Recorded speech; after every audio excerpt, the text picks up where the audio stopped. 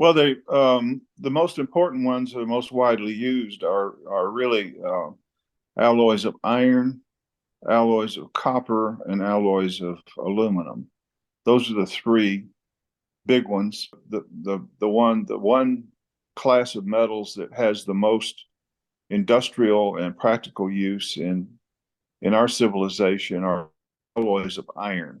Silicon and carbon are the principal ingredients in carbon steel that gives it additional strength and hardness and other properties.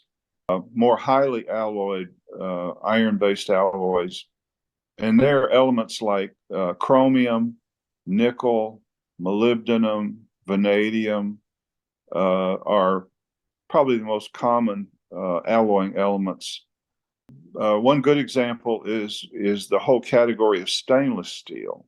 Mm. And stainless steel, which was developed in the 1920s and 30s, the principal alloying elements in stainless steel are chromium and nickel. Let's face it, just plain old cast iron or carbon steel, if it's out in the elements or exposed to salt water and things like that, it's going to pretty rapidly corrode. And so it was discovered that by the addition of mainly chromium, but also nickel, you can dramatically improve the corrosion resistance of steel, and that's what brought about the category of stainless steel.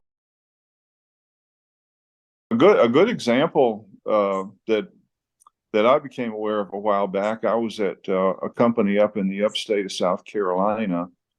Palmetto Plating is the name of it, and there they were processing valves for the New York City freshwater system.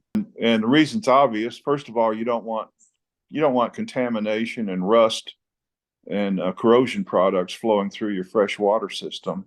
Right. But also, you really don't want to go back in the next few years and dig up the streets of New York City to install new pipes and valves and so on.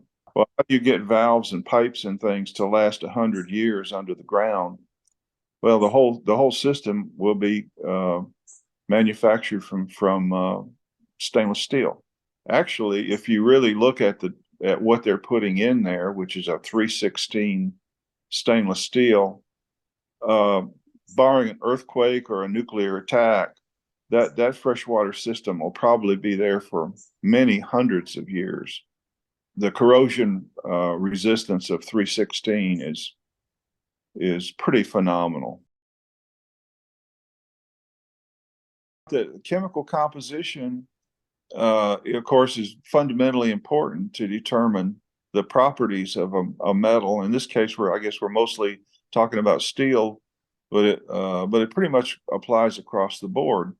It turns out that there's a process called heat treatment that has a dramatic effect on the properties of steel.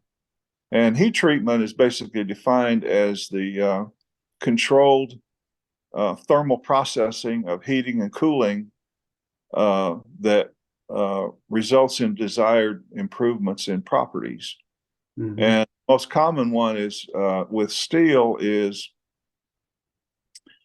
heating the steel up to its transition temperature, where the steel will become more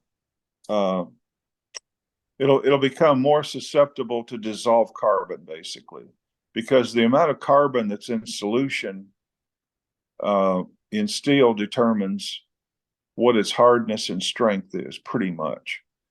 So if I heat steel, most carbon steels, for example, if they're heated above 1550 degrees Fahrenheit, they become non-magnetic, first of all, and that steel or that iron transitions from body-centered cubic crystalline structure to face-centered cubic.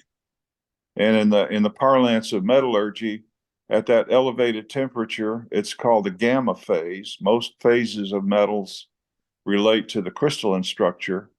So at that elevated temperature, you have something called gamma phase.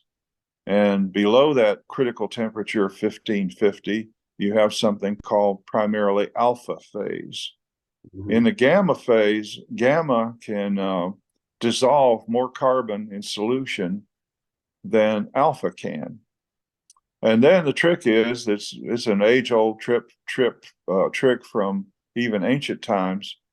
If that if that gamma phase, which is now dissolved more carbon than it can dissolve at say room temperature, if it's cooled down very rapidly, so-called non-equilibrium cooling. So if you take a piece of steel, for example, and heat it up till it's bright red, and then you stick it in a bucket of water, the carbon doesn't have time to diffuse out. So you have something called a supersaturated condition where there's more carbon in the lattice of the crystal than could be contained there under equilibrium cooling. If you allowed that steel to cool down very slowly, the carbon would come back out of solution.